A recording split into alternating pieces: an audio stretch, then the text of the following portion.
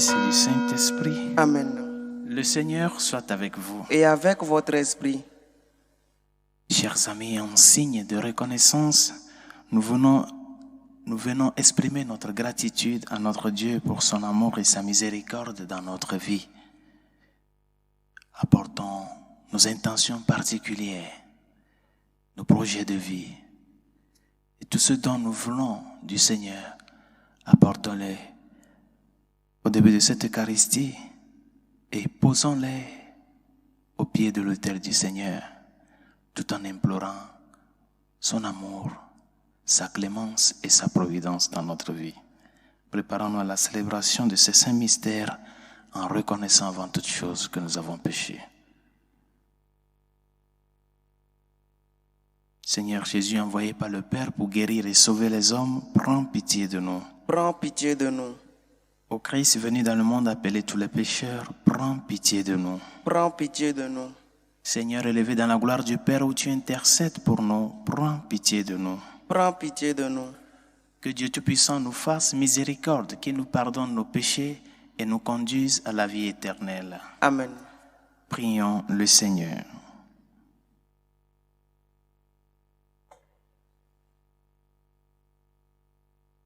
Dieu qui veut habiter les cœurs droits et sincères, donne-nous de vivre selon ta grâce. Alors tu pourras venir en nous pour y faire ta demeure. Par Jésus le Christ, notre Seigneur et notre Dieu, qui vit et règne avec toi le Saint-Esprit, maintenant et pour les siècles des siècles. Amen.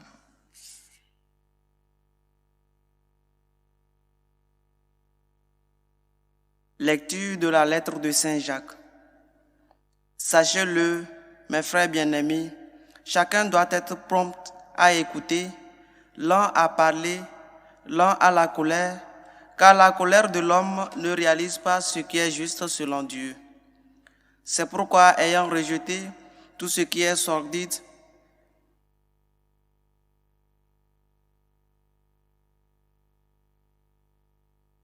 lecture de la lettre de Saint Jacques. Sachez-le, mes frères bien-aimés, chacun doit être prompt à écouter, lent à parler, lent à la colère, car la colère de l'homme ne réalise pas ce qui est juste selon Dieu. C'est pourquoi, ayant rejeté tout ce qui est sordide et tout débordement de méchanceté, accueillez dans la douceur la parole semée en vous. C'est elle qui peut sauver vos âmes. Mettez la parole en pratique. Ne vous contentez pas de l'écouter. Ce serait vous faire illusion. Car si quelqu'un écoute la parole sans la mettre en pratique, il est comparable à un homme qui observe dans un miroir son visage tel qu'il est et qui aussitôt après s'en va en oubliant comment il était. Au contraire, celui qui se penche sur la loi parfaite, celle de la liberté et qui s'y tient, lui qui l'écoute, non pour l'oublier, mais pour la mettre en pratique dans ses actes, celui-là sera heureux d'agir ainsi. Si l'on pense être quelqu'un de religieux sans mettre un frein à sa langue, on se trompe soi-même. Une telle religion est sans valeur. Devant Dieu notre Père, un comportement religieux pur et sans souillure, c'est de visiter les orphelins et les veuves dans leur détresse et de se garder sans tache au milieu du monde. Parole du Seigneur. Nous rendons grâce à Dieu. Seigneur, qui habitera ta sainte montagne? Seigneur, qui habitera ta sainte montagne? Celui qui se conduit parfaitement, qui agit avec justice et dit la vérité selon son cœur. Il met un frein à sa langue. Seigneur, qui habitera ta sainte montagne? Il ne fait pas de tort à son frère et n'outrage pas son prochain. À ses yeux, le réprouvé est méprisable, mais il honore les fidèles du Seigneur. Seigneur, qui habitera ta sainte montagne? Il ne reprend pas sa parole, il prête son argent sans intérêt, n'accepte rien qui nuise à l'innocent, qui fait ainsi demeure inébranlable. Seigneur, qui habitera ta sainte montagne?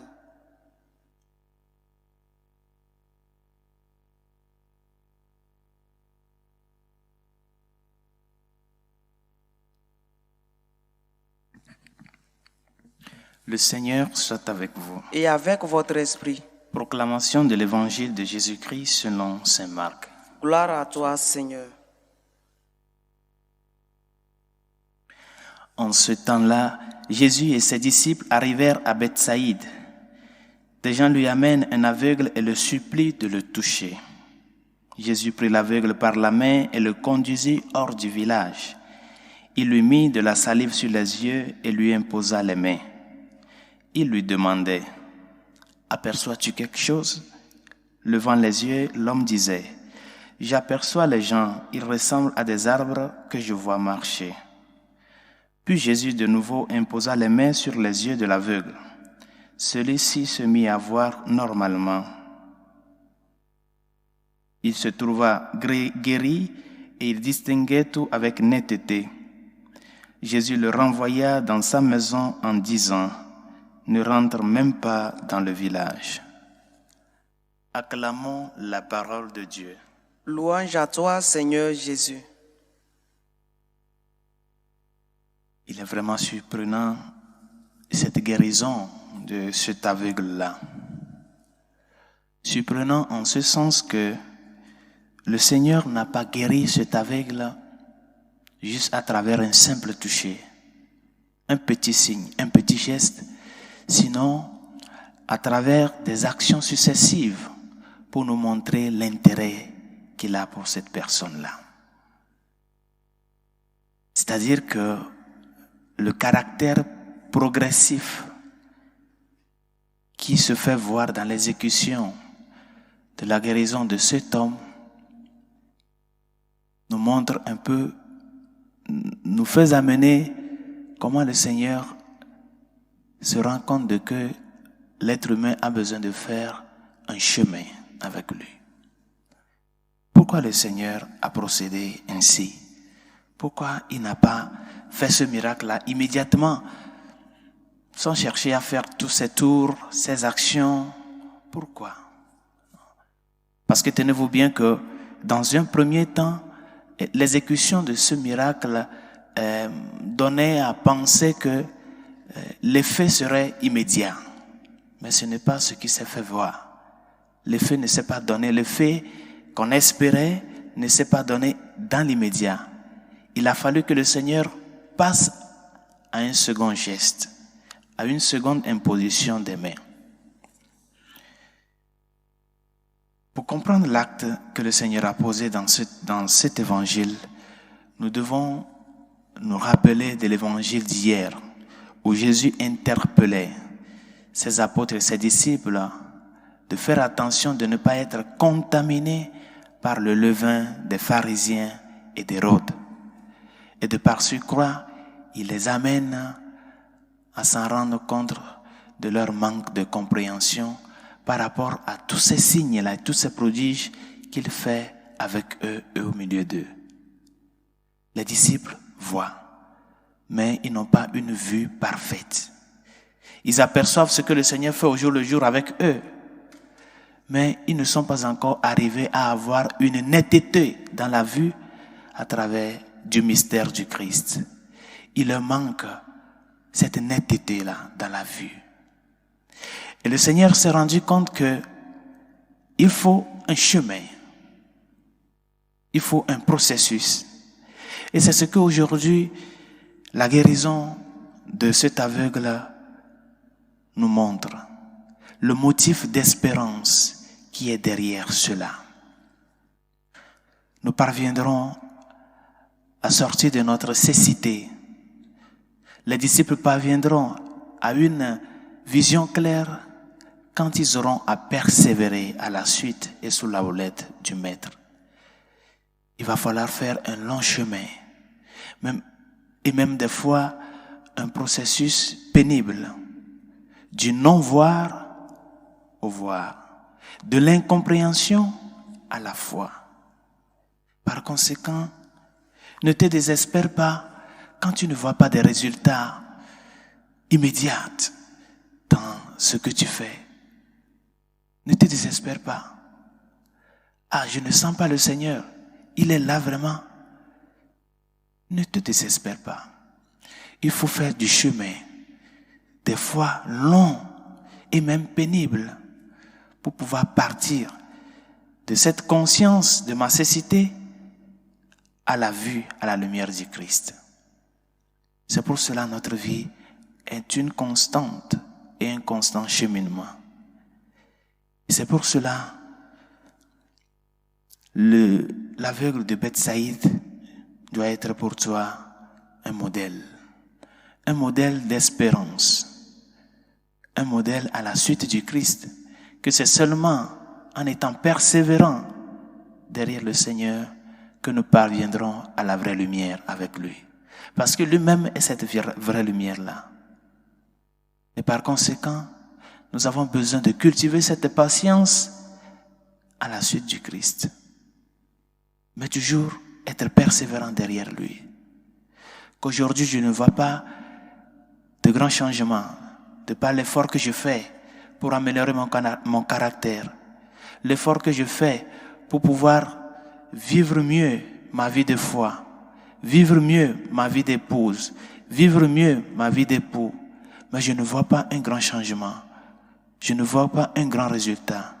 Ne te désespère pas. Il y a du chemin à faire et toujours, il faut savoir que le chemin-là mène à un horizon, le Seigneur.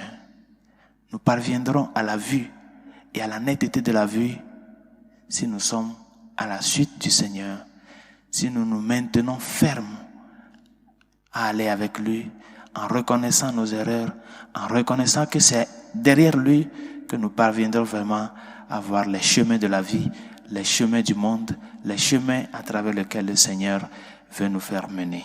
Que sa grâce nous aide et que sa miséricorde nous réconforte.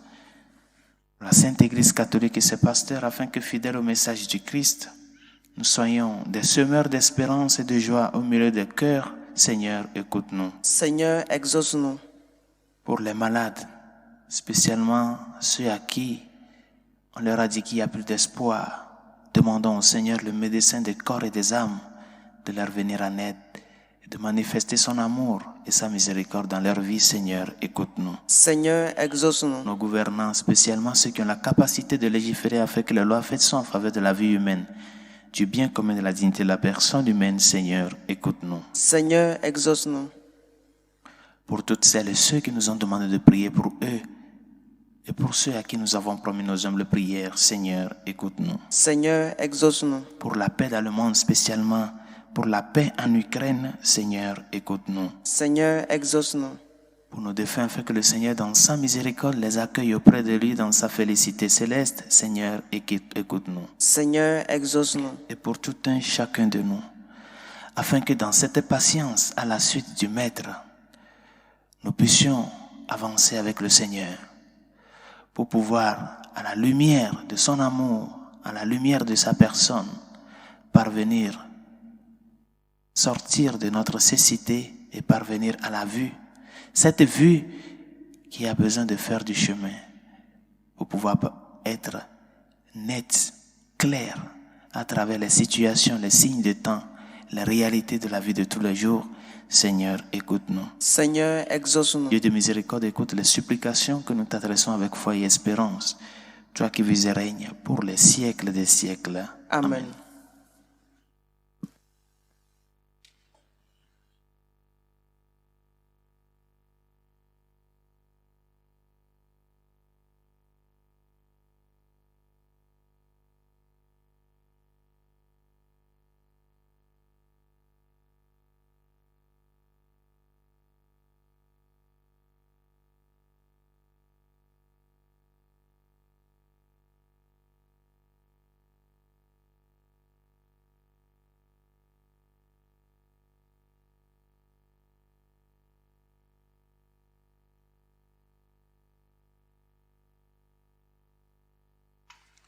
Tu es béni, Seigneur, Dieu de l'univers. Nous avons reçu de ta bonté le pain que nous te présentons.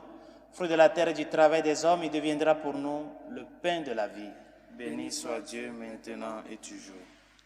Tu es béni, Seigneur, Dieu de l'univers. Nous avons reçu de ta bonté le vin que nous te présentons. Fruit de la vigne et du travail des hommes, il deviendra pour nous le vin du royaume éternel. Béni soit Dieu maintenant et toujours.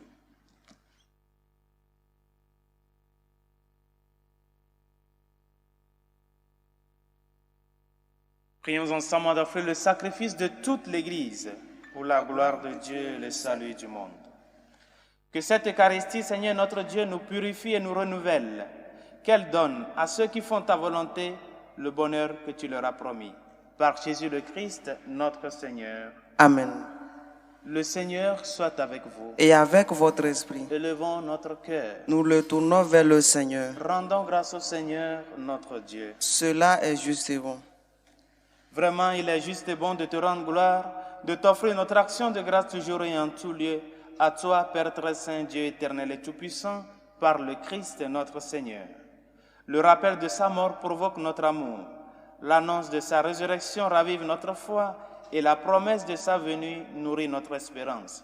C'est pourquoi avec les anges et tous les saints, nous chantons et proclamons. Saint, Saint, Saint, le Seigneur, Dieu de l'univers, le ciel et la terre sont remplis de ta gloire. Hosanna au plus haut des cieux. Béni soit celui qui vient au nom du Seigneur. Hosanna au plus haut des cieux. toi qui es vraiment saint, toi qui es la source de toute sainteté, Seigneur, nous te prions. Sanctifie ces offrandes en répandant sur elles ton esprit, qu'elles deviennent pour nous le corps et le sang de Jésus le Christ, notre Seigneur. Au moment d'être livré d'entrer librement dans sa passion, il prit le pain. Il rendit grâce. Il le rompit et le donna à ses disciples en disant, « Prenez et mangez-en tous, ceci est mon corps livré pour vous. »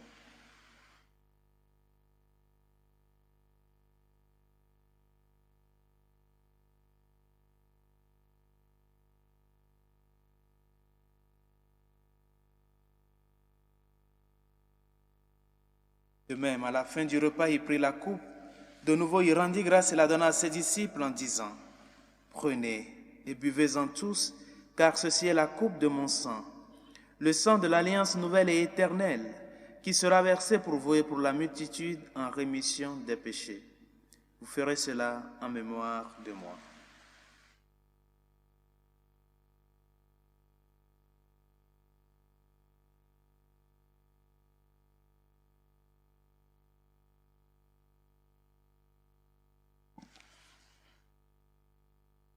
Il est grand le mystère de la foi.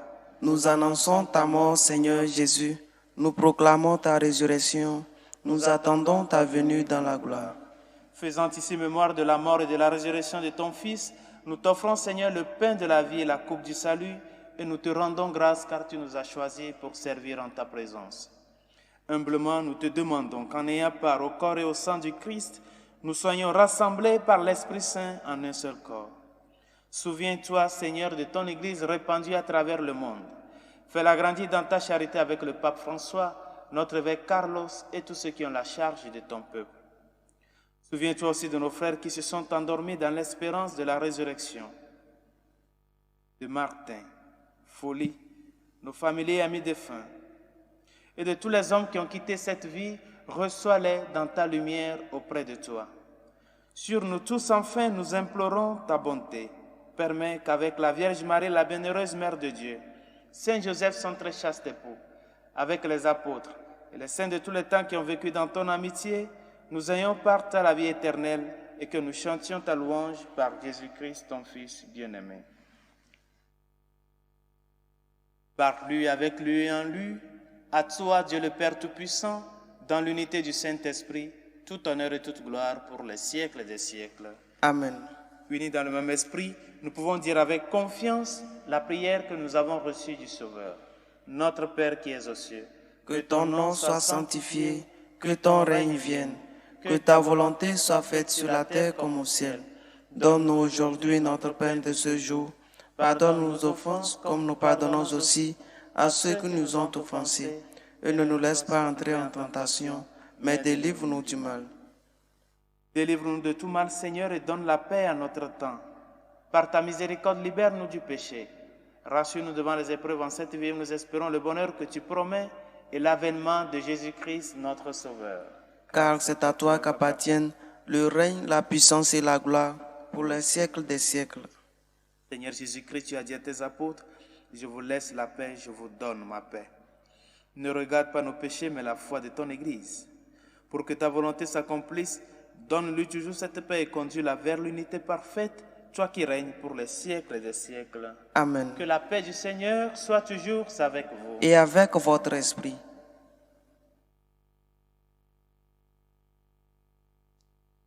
Agneau de Dieu qui enlève les péchés du monde, Prends pitié de nous. Agneau de Dieu qui enlève les péchés du monde, prends pitié de nous. Agneau de Dieu qui enlève les péchés du monde, donne-nous la paix.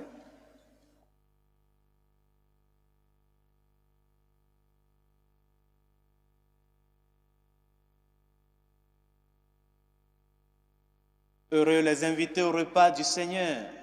Voici l'agneau de Dieu qui enlève les péchés du monde. Seigneur, je ne suis pas digne de te recevoir, mais dis seulement une parole et je serai guéri.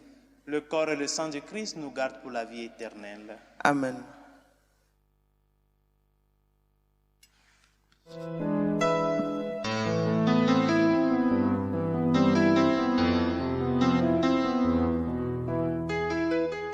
Communion spirituelle. Mon Jésus, je crois en votre présence dans le très saint sacrement. Je vous aime plus que toute chose et je désire que vous veniez dans mon âme. Je ne puis maintenant vous recevoir sacramentellement dans mon cœur. Venez-y au moins spirituellement.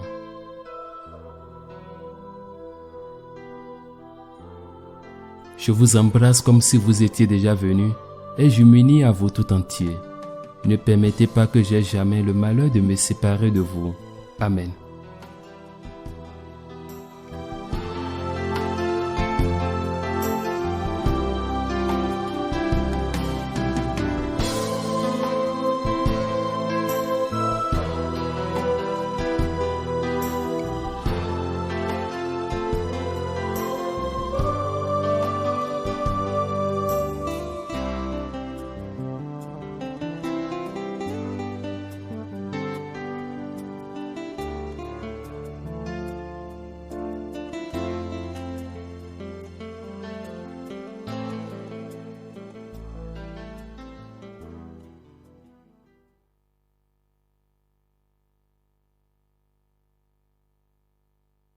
Prions encore le Seigneur. Tu nous as donné, Seigneur, de goûter aux joies du ciel. Fais que nous ayons toujours soif des sources de la vraie vie. Par Jésus le Christ, notre Seigneur. Amen. Le Seigneur soit avec vous. Et avec votre esprit. Et que Dieu Tout-Puissant et Miséricordieux vous bénisse, le Père, le Fils et le Saint-Esprit. Amen. Allez dans la paix du Christ. Nous rendons grâce à Dieu. Salut aux reines, Mère de miséricorde, notre vie, notre douceur, notre espérance, salut. Enfants d'Ève exilés, nous crions vers vous. Vers vous nous soupirons, gémissant et pleurant dans cette vallée de larmes. Ô vous notre avocate, tournez vers nous vos regards miséricordieux, et après cet exil, montrez-nous Jésus, le fruit béni de vos entrailles. Ô clémence, ô miséricordieuse, ô douce Vierge Marie, priez pour nous, Sainte Mère de Dieu, afin que nous soyons rendus dignes des promesses du Christ.